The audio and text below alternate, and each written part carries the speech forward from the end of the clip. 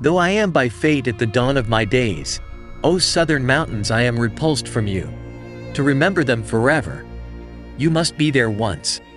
Like the sweet song of my fatherland, I love the Caucasus.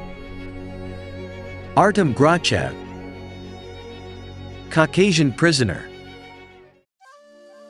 The Caucasus, glorified in the poems of Mikhail Yurievich Lermontov, I happened to visit back in my early childhood, and just like the great Russian poet, I became its captive forever. On New Year's Eve 2014, I am once again going on a trip to spend the New Year vacations in the Stavropol territory. To admire the beauty of mountainous republics, Kabardino-Balkaria and Karachevo-Cherkessia, and also to climb the highest peak of Russia and Europe, the two-headed Elbrus. We leave our native Vladimir, leaving the Assumption Cathedral in the rearview mirror, majestically rising on the high bank of the Klyazma River. And we enter the Meshchera National Park, where, along with the Vladimir region, the asphalt ends and the vibration test for the car's suspension begins. Then through the towns of Tuma and Spaz Klepiki, past the great Meshchera lakes, we leave for the city of Ryazan, where we will find dull, winter landscapes.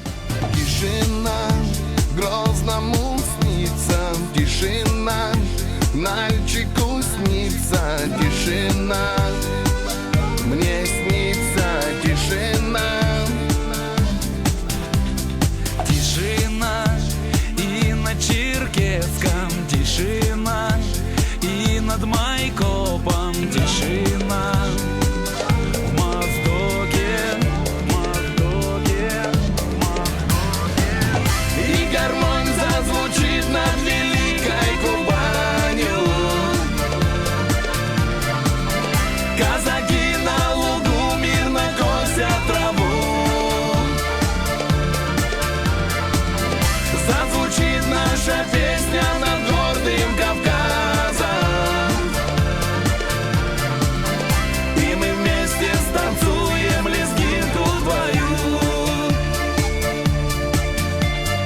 Тишина над Пятигорском, тишина в чистом Беслане и Назране. Тишина, тишина на Ставрополье, тишина в диком раздолье, тишина в Ростове,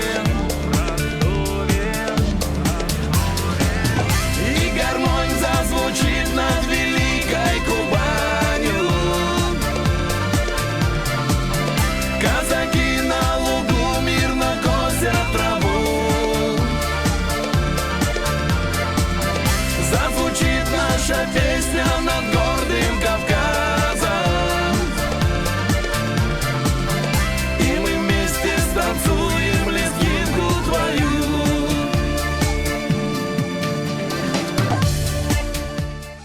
The city of Lipetsk, we pass at dusk, and suddenly the snow begins to snow. Closer to night finally covers the road and visibility drops to zero.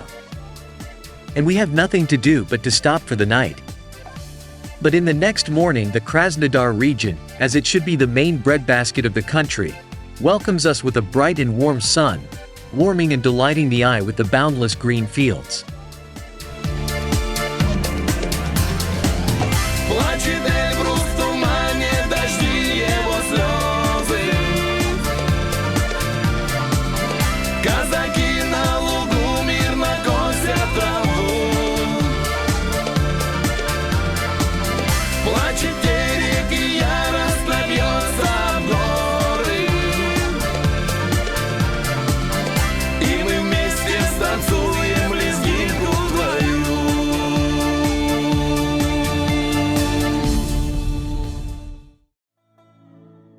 Upon reaching Yessentuki, we go to the city's medicinal park, which is the heart of the city and its main attraction. The park attracts not only by its unique mineral springs, but also by its magnificent architectural and landscape ensemble. The park is a man-made miracle, which for decades, was created in the swampy steppe, where mineral water springs came to the surface.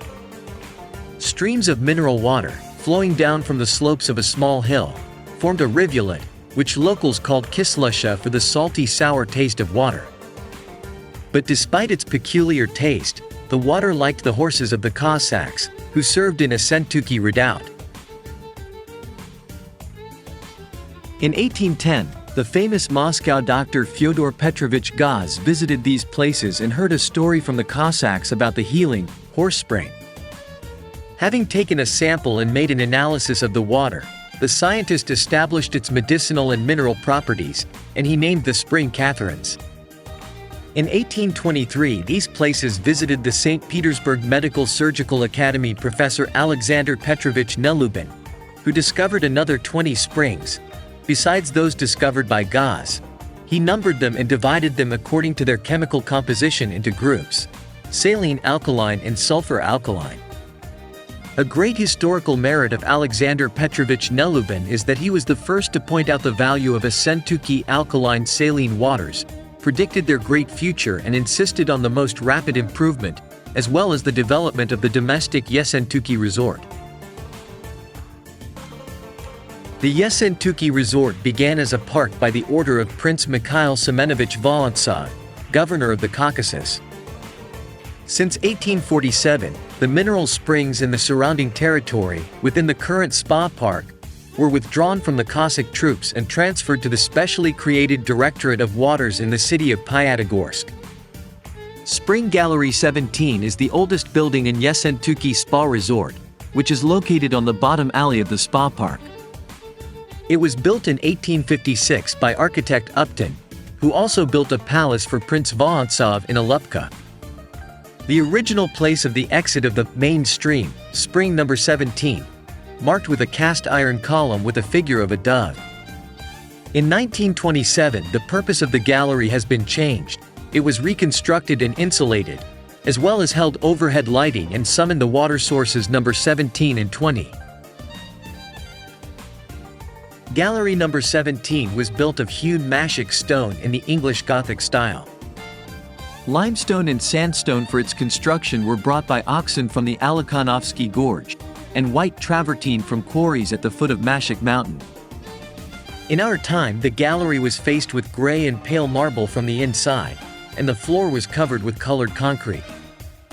Originally, the building was supposed to be used as a shelter in bad weather while drinking mineral water. In 1901, a theater building was added to the gallery, which greatly changed its architectural appearance. The gallery became closed and has remained as it is today. In the theater performances in which played and sang the great Russian artists K.A. Varlamov, M.G. Savina, V.F. Komissarzhevskaya, L.V. Sobanov, F. Shalapin. The alleys of the park, remember, the footsteps of great people, the director K.S. Stanislavski, composers S.V. Rachmaninoff, S.S. Prokofiev, writers A.I. Kuprin, B.G. Korolenko, A.M. Gorky and many others. In 1902 was built a large and beautiful building of the new salt alkaline baths designed by architect Ivan Ivanovich Baikov for 23 male and female cabins with hydropathy and light therapy. In the same year, a light wooden mechanotherapy building was put into operation, called the Institute of Medical Gymnastics after the Swedish physician Zander, who developed a system of mechanotherapy for the harmonious development of the body with the help of special machines for active and passive gymnastics.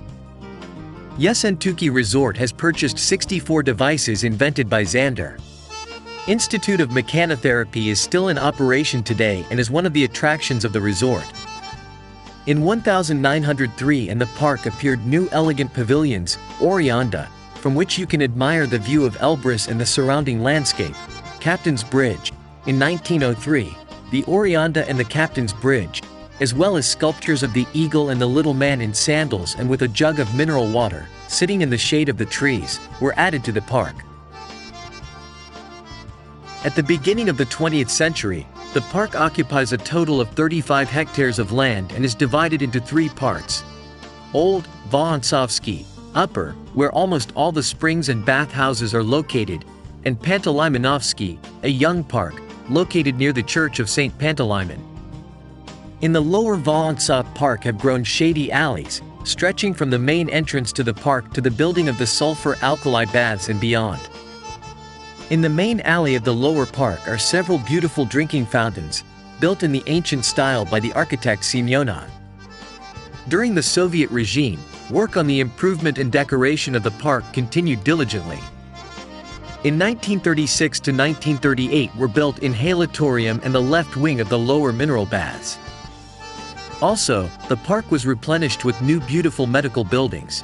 In 1899 was completed construction of the upper baths, called Nicholas, with cabins for mineral and mud baths, designed by architect N. Dmitriev. After the liberation of Yessentuki from the Nazis, intensive restoration work was carried out, which allowed to put in order the entire park. In 1955, the Spa Park decorated the grand entrances designed by architect P. P. Yeskov. The central entrance to the park is decorated with monolithic columns, 2 cascade stairs, between which are placed a large and several small fountains, go down to the lower alley of the park. In the central part of the park, in the lower alley, there is the Spring Gallery No. 4. This is a modern building, built anew in 1967 from glass and stone, namely Kislovodsky dolomite. The facade of the building is decorated with mosaics and symbolizes the friendship of women of different nations. In the gallery, brought mineral waters such as Ascentuki 4 from several springs, which used to have separate wells. Today, the therapeutic factor of the park is not only the mineral water, but also the abundance of greenery, sunshine and clean air. It is obvious that the spa park will continue to serve more than one generation, surprise the eye with beautiful architectural monuments, as well as bring health and joy to its visitors. Pyatigorsk is a resort city and the administrative center of the municipality of the Russian Federation, the second most populous city in the Stavropol territory. The oldest balneological and mud resort of federal and formerly all-union significance, as well as an industrial, commercial, scientific, cultural and tourist center of the Caucasian Mineral Waters eco-resort region. Within the city limits is Mashuk Mountain, which is 993 meters above sea level, and its spurs, Goryachaya and Kazachka mountains, as well as Dubrovka, Picket, Post and others. At the top, where the observation deck is lead cableway, 964 meters. The length of the hiking route is about 4 kilometers and there are a few wild trails, one of which we climbed the mountain on our last visit to Pyatigorsk. You can also get to the top by car through a serpentine road of about 10 kilometers, which is a popular route for weddings. The name of the mountain Mashuk connect with a mountain legend about a beautiful girl Mashuko, crying about killed by the old Elbrus groom Tao. There is also an explanation of the origin of the name from the Kabardian words mash, millet and ko, valley, that is, the valley where they sowed millet.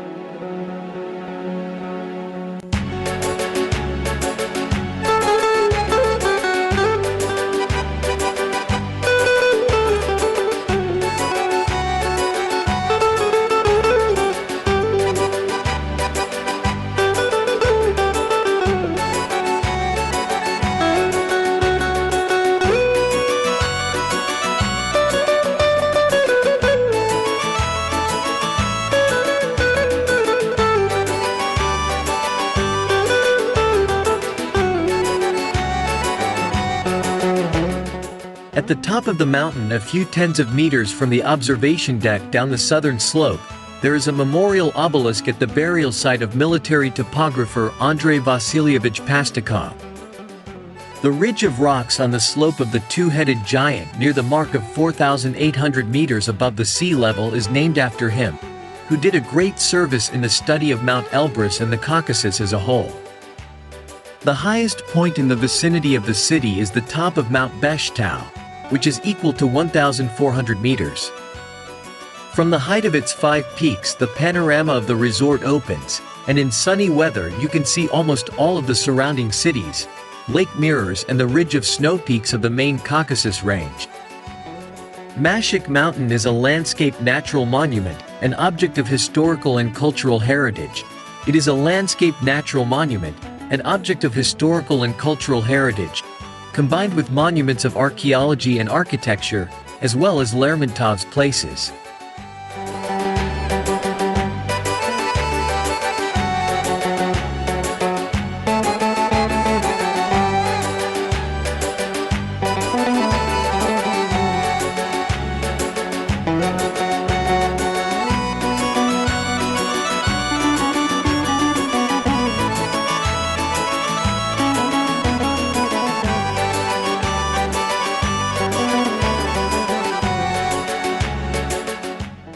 Piatigorsk is called a natural museum of mineral waters because of the rare variety of mineral springs concentrated in a small area around Mashuk Mountain.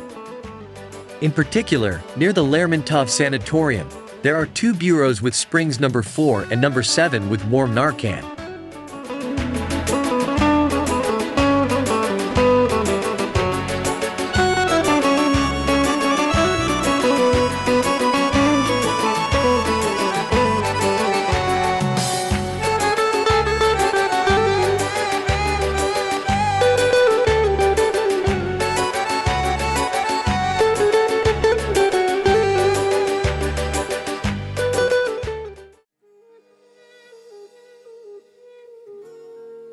On the northwestern slope at the foot of Mount Mashuk there is an obelisk in the neighborhood of the place where on the evening of July 15, 1841 there was a duel between Lieutenant Lermontov and Major Nikolai Solomonovich Martinov.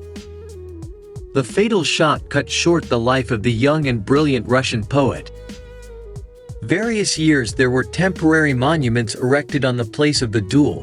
But in 1913, on the occasion of the 100th anniversary of Mikhail Lermontov, it was decided to establish a permanent memorial monument, whose author was sculptor Mikeshin.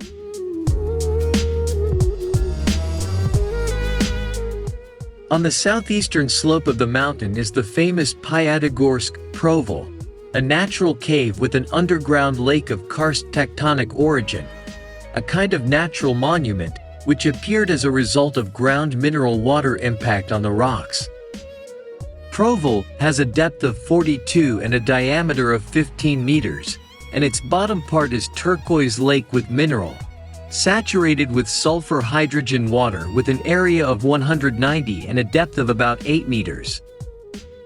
The first attempts to explore the Proval were undertaken by academician Peter Simon Pallas in 1793. And the first descent into the failure with scientific purposes was made by Fyodor Alexandrovich Batalin in 1857.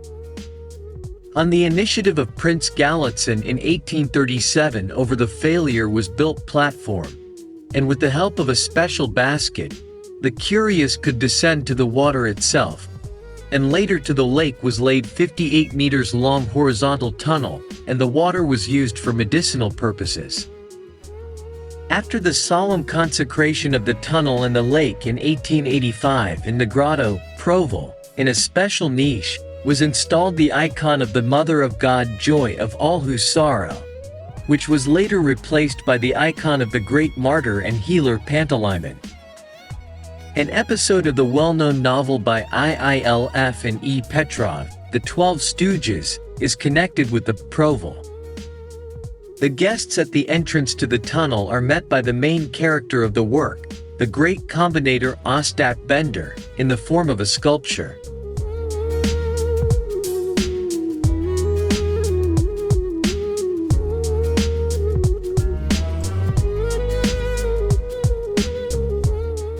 Another unusual sight of Piatigorsk is a rock portrait of Vladimir Ilyich Lenin, painted in mass paint on one of the rocks on the southwest slope of Mount Mashuk by the artist Shuklin in 1925. The portrait was timed to coincide with the first gathering of Gorian women and Terek Cossacks, which took place in Pyatigorsk, and the place where the portrait is depicted is called Lenin's Rocks. Leaving the mountain Mashek, you must go through the Gate of the Sun, which would find health, love and good luck, as well as make a deep desire that is sure to come true.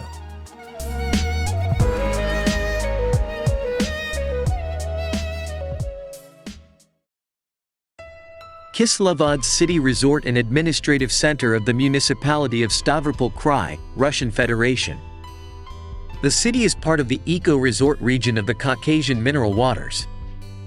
Kislovodsk is the second, after Sochi, balneological and climatic resort in Russia, the largest by the number of health resorts in the Caucasian Mineral Waters.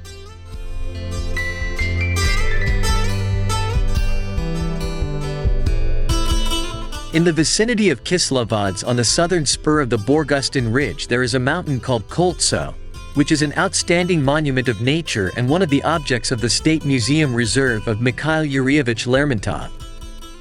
The poet, who visited Kislovodsk and its surroundings many times, wrote such lines in his novel, A Hero of Our Time.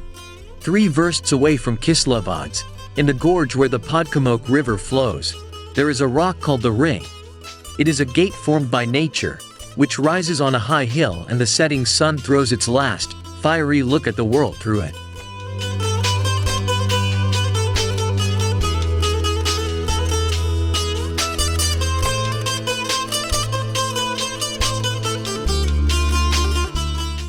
Many ancient legends are connected with this natural monument. It was believed, for instance, that a warrior who rode through the ring in full armor became invincible in battle. And one of the legends of the Nart epic, describing the exploits of the knight Aref, attributes his victories over powerful enemies to the magic charms of the ring mountain. In this regard, it is widely believed among tourists that if you stand in the aperture of the ring, the mountain will certainly bring you happiness and good luck.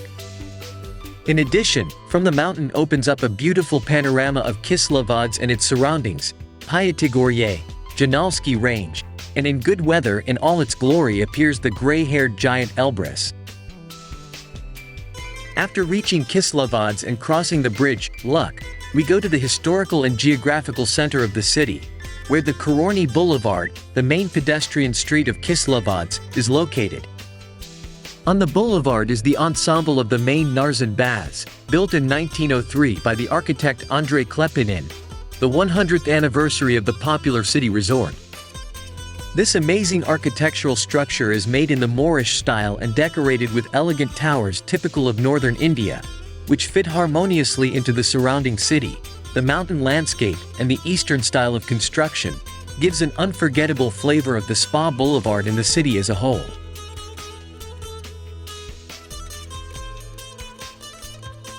Next is the Narzanaya Gallery, built by architects François and Upton in the medieval English style, Gothic Romanticism. The gallery is a place for drinking the healing Narcan and leisurely walks, as well as one of the most beautiful and oldest buildings of the resort town. In the gallery there is a mineral spring called Boiling Well, as well as a reading room and a drinking fountain. Previously, this gallery was called Vorontsovskaya, and was intended for promenade in rainy days after taking the curing Narcan.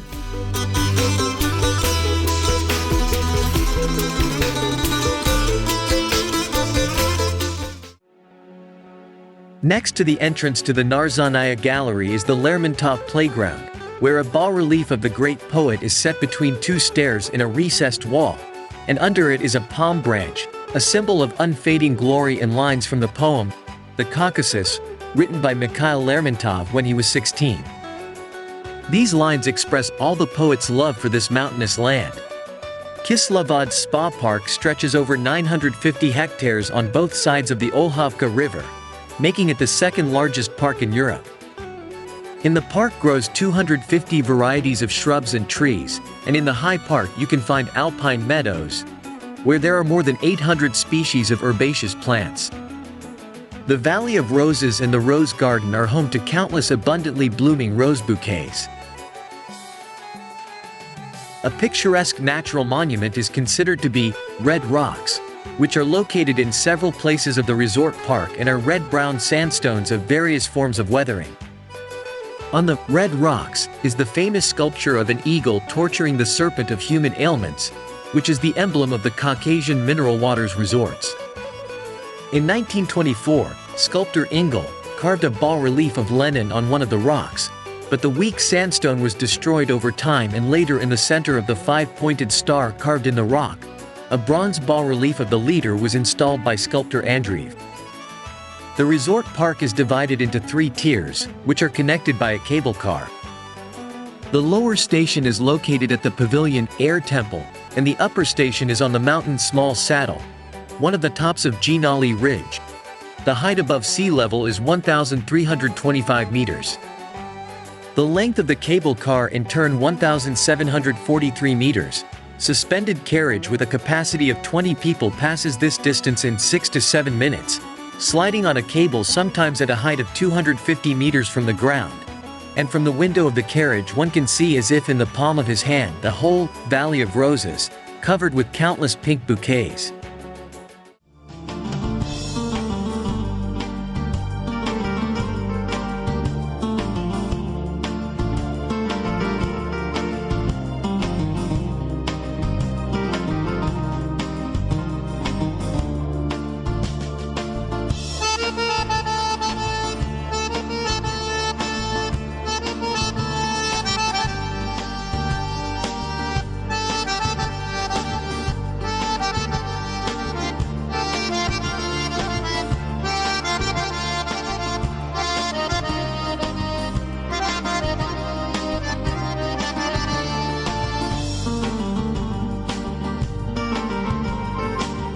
At the end station of the cable car on the way to the top, there is a cafe with an open terrace, where you can sit at a table and admire the stunning panorama of the mountains, and at the same time to satisfy the appetite of a walk in the park.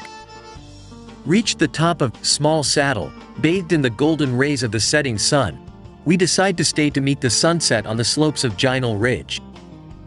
The main ridge of the Caucasus, with the two-headed giant Elbrus at the head, unfolds in all its glory. Standing on the edge of the precipice and admiring the beauty of snowy peaks, we mentally try to establish communication with Elbrus and get the mountain's blessing. Tomorrow we will be climbing the highest peak of Russia and Europe in winter.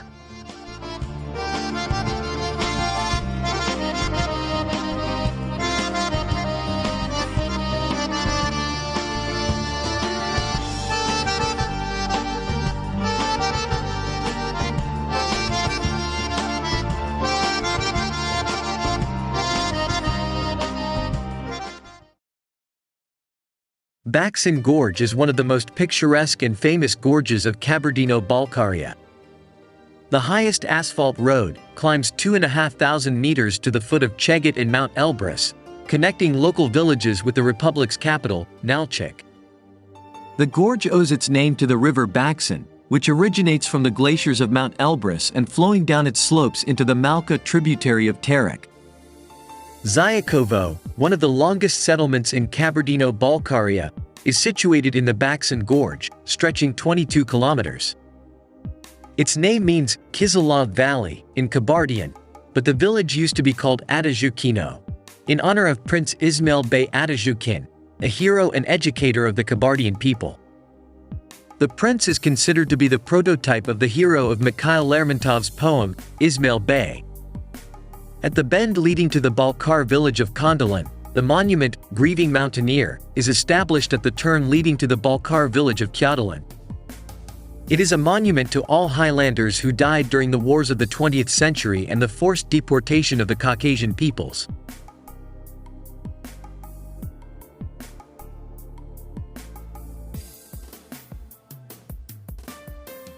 The gorge begins behind the village of Lashkuta, then narrows into a canyon with light limestone walls overhanging the road, then diverging behind the gorge, Shat Bavat, into a spacious and open valley.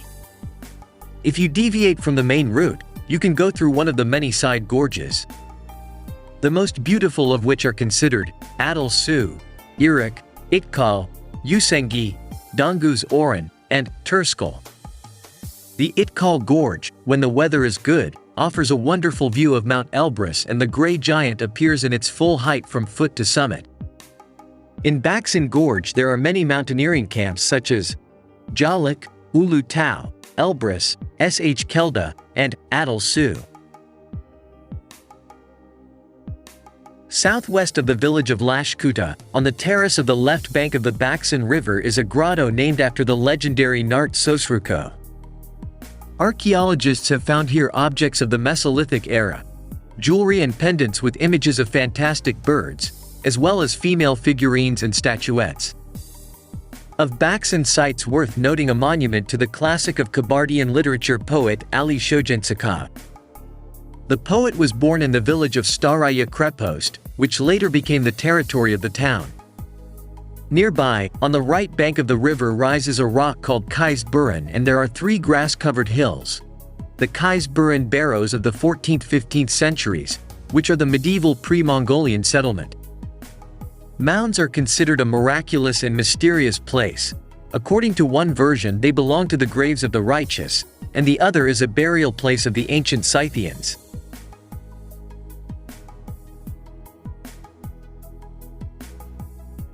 The town of Tirnyaus is located 12 kilometers from the village of Bailim.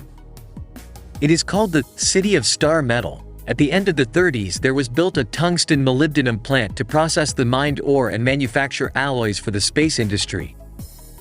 The mine and the city are connected by a cargo and passenger ropeway. At 38 kilometers from the town of Tirnyaus in the village of Neutrino, located Neutrino Observatory, which installed Baksan Underground Telescope, through which astronomers study the structure and evolution of the Sun, stars, the nucleus of the galaxy, and other objects in the universe by recording their neutrino radiation. A monument to the conquerors of Mount Elbrus has been erected in Upper Baksan. From this village, in the second half of the 19th century, all the ascents of the Great Mountain began.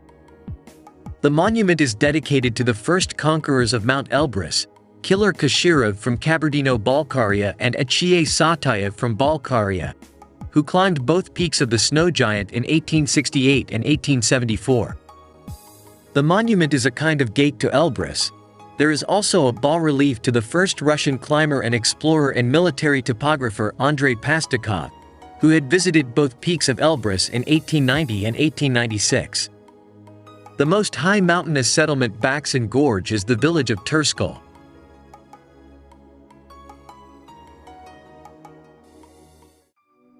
Standing at the foot of the mountain and putting on my backpack, I am reminded of lines from Vysotsky's song The Mountain Climber. I asked you, why are you going up the mountain? And you were going to the top, and you were struggling.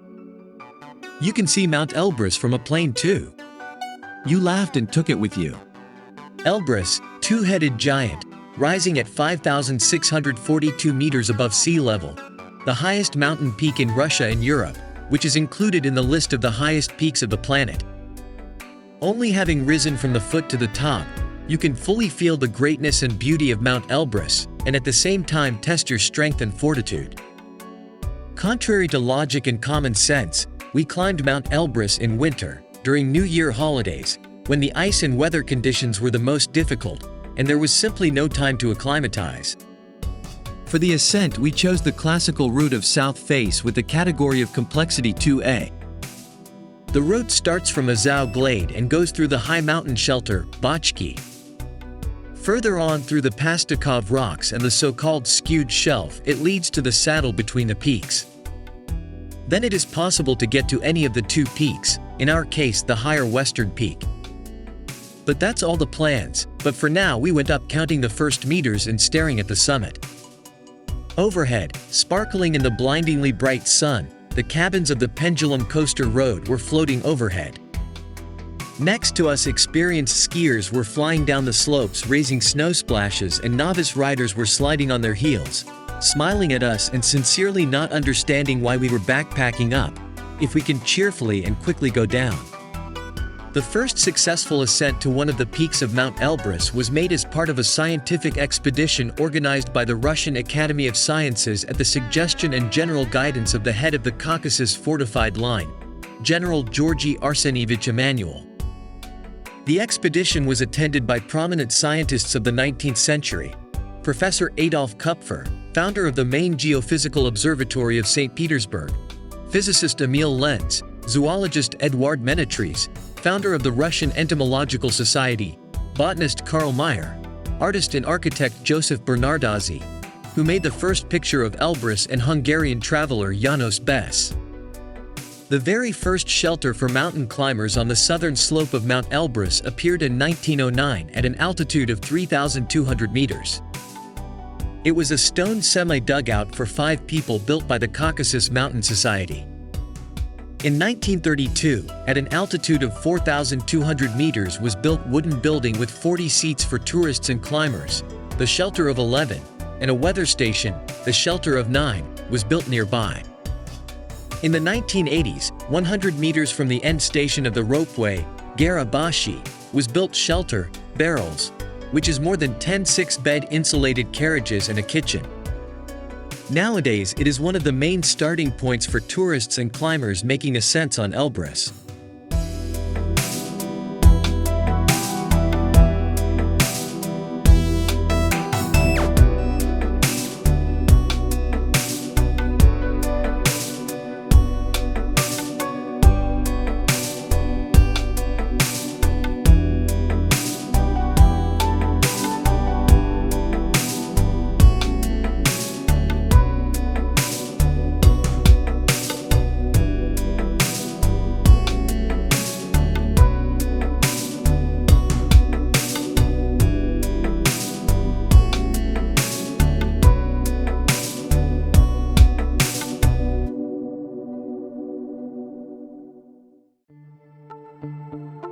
In the morning, it was decided to make a trial hike to the Pastakov rocks from the high mountain shelter of Bachki, chosen as our base camp, to explore the route. The sun was shining in the bright blue, bottomless sky. A blindingly white fern cliff creaked underfoot, and a snowstorm lay across it, sparkling and playing in the sunlight. The thin and crystal clear air seemed to be reflected as a crystal ringing in my ears. We were surrounded by a lifeless yet breathtakingly beautiful world of ice, a world of snow-covered mountain peaks.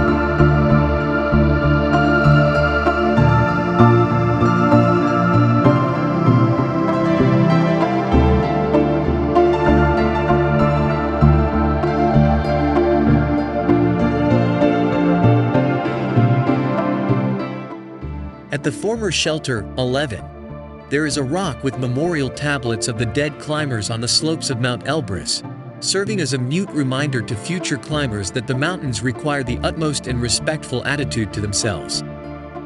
Despite the relative simplicity of climbing Elbrus, each year, according to various estimates, 10 to 20 people die on it, which amounts to about 80% of all accidents in Elbrus region. Among the dead and injured there are not only tourists, amateurs, but also experienced and trained athletes with the appropriate mountain experience. Main objective dangers on the ascending routes are numerous glacier cracks and weather conditions.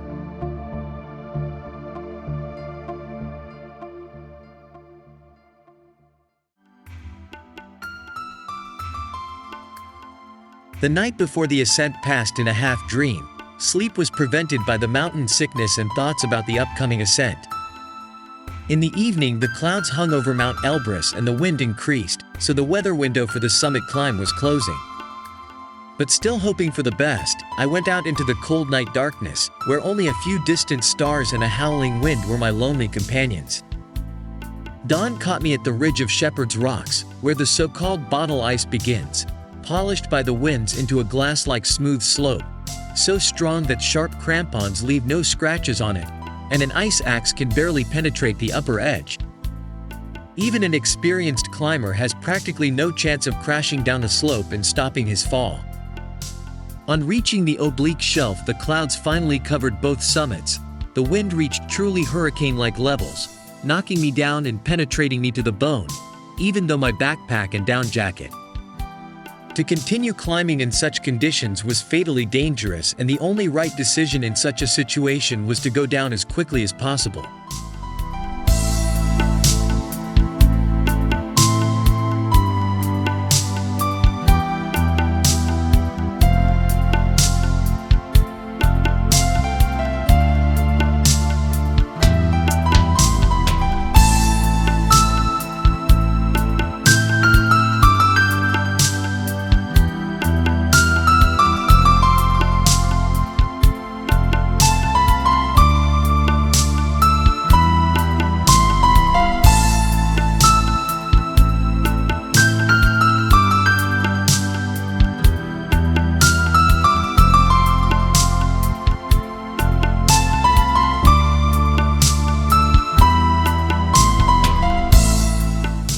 At the base camp with a cup of hot tea, my sister told me that Ashat, the owner of the refuge, had come the morning after I left and told me there was a storm warning on Mount Elbrus.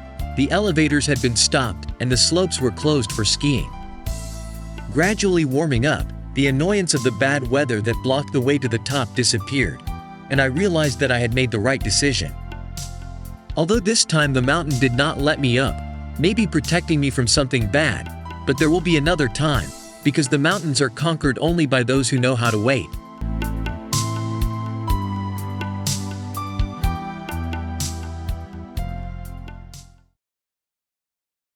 The short route from the North Caucasus to the south lies through two mountain passes of the main Caucasus Range. The first of them, the Gumbashi Pass, is a picturesque road through a narrow mountain gorge that runs through the valleys of the Podkumok and Mara rivers, which flow into the Kuban and goes to the town of Karachesk. The road to the Mara Pass passes through a narrow gorge of the Podkumok River, between beautiful cliffs of limestone and sandstone. Road through the pass Gumbashi abounds with long winding turns and beautiful serpentine views. The way goes further along the Mara River, which starts at the pass. The road as if overhangs the river gorge and goes along the edge of the rocky ridge, gradually rises up, loops along the narrow gorge between rock formations, and finally gets to the top of Mara Pass. After a steep, winding ascent, the road leads to the Marin traffic circle, where from a height of 2,070 meters above sea level, you can admire the two-headed giant Elbrus.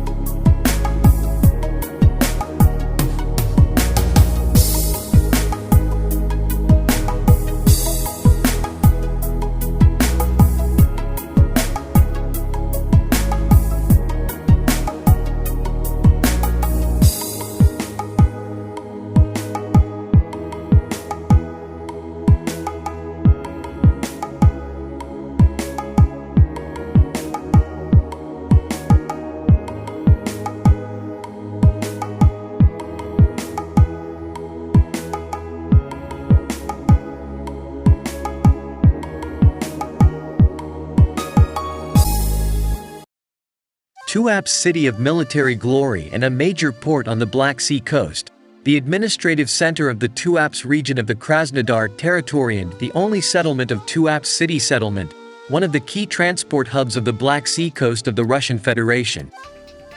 Tuapse is located in the foothill zone of the southern slope of the main Caucasus Range. The length of the sea coastline within the city is 10 kilometers. The main attractions of the city of Tuapse are memorial to defenders of the city during the Great Patriotic War, the Tuapse Defense Museum, Museum of History and Local History and the Memorial Museum of Art, Tuapse Young Spectator Theatre and Tuapse Youth Drama Theatre. Central Square, in the architecture of which successfully blended cascade of fountains, a monument to the city of military glory, the sun clock and chess corner. The most popular tourist destinations of Tuapse are Seaside Boulevard and the Embankment, which is one of the architectural dominants of the city, the center of the pilotage of the Tuapse seaport, which received the popular name, Chupa Chups. Near the town there are numerous archaeological monuments, including the famous dolmens of the Bronze Age. Kiseleva Rock, located behind the Cape Kadosh, is very popular among tourists. It is also worth mentioning the village of Praskovievka, near which, according to the media, there is Putin's residence at Cape Idokopes.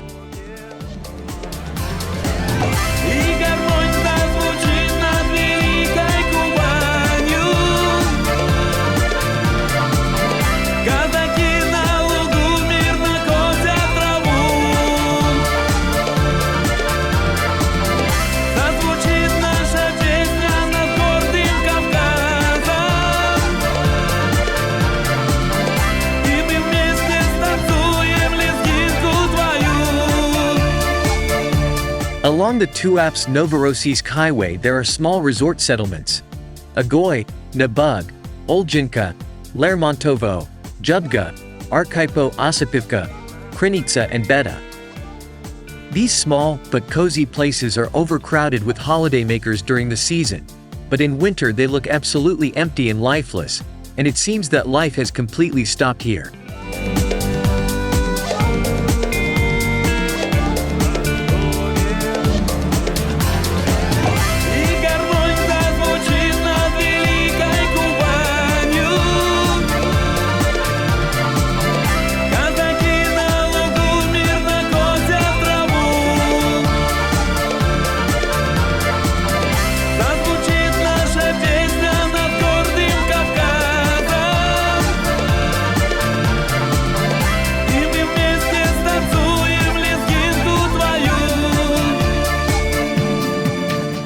New Year's holidays are coming to an end, and with them our big trip to the Caucasus in Lermontov's places and along the Black Sea coast. From this trip we take away a sea of vivid impressions and colorful emotions that for a long time will live in our memory. Saying goodbye to the Caucasus when the sun sets in the city of Gelendzhik, we do not say goodbye to it, but we say to it until we meet again.